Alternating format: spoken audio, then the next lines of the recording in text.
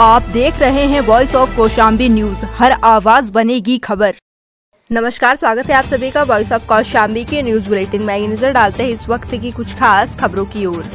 पश्चिम बंगाल, तमिलनाडु, केरल, असम और पुदुचेरी में हुए विधानसभा चुनावों के लिए वोटों की गिनती आज सुबह से शुरू हो गई है। आपको बता दें, असम में 3 चरणों में, जबकि केरल, पुदुचेरी और तमिलनाडु में एक चरण में वोटिंग हुई थी।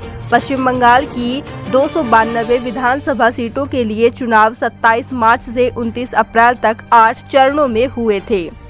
दुनिया के सबसे बड़ी वैक्सीन निर्माता SII के CEO अदार पूनावाला ने कहा कि उन्हें कोविशील्ड की आपूर्ति के लिए भारत के कुछ शक्तिशाली लोगों से आक्रामक फोन आ रहे हैं। उन्होंने कहा, अपेक्षा और आक्रामकता का स्तर अभूतपूर्व है। सभी को लगता है कि उन्हें वैक्सीन मिलनी चाहिए। वे समझ नहीं पा रहे कि किसे पहली और क्यों मिलनी चाहिए।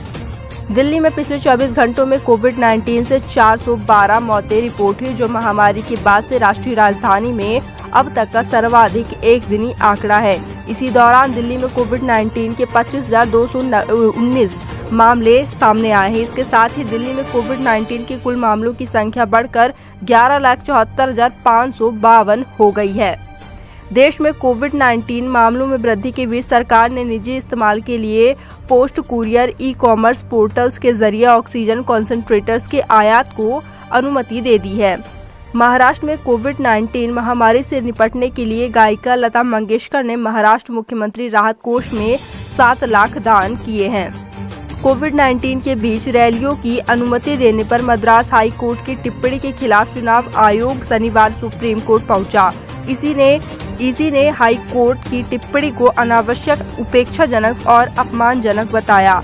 हाई कोर्ट ने कहा था कि कोविड-19 की दूसरी लहर के लिए इसी इकलौता जिम्मेदार है। भारतीय रेलवे ने शनिवार को बताया कि ऑक्सीजन एक्सप्रेस अगले 27 घंटों में 120 metric ton liquid medical oxygen Delhi लाएगी।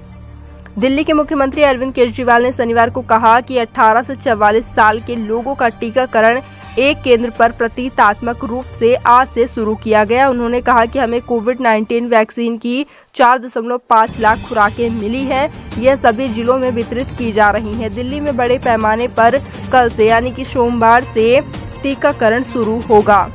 महाराष्ट्र के औरंगाबाद की गंगापुर सीट से बीजेपी विधायक प्रशांत बाम और उनके दोस्तों ने जिले के एक गांव में 22 ICU बेड समेत 100 बेड का एक कोविड-19 उपचार केंद्र स्थापित किया है। बिहार बीजेपी के प्रदेश अध्यक्ष व राज्यसभा सांसद संजय जायसवाल ने कोविड-19 की स्थिति के बारे में कहा कि उन्होंने पिछले कुछ दिनों में बहुत सारे अपनों को खो दिया और वह किसी की मदद नहीं कर पा रहे हैं।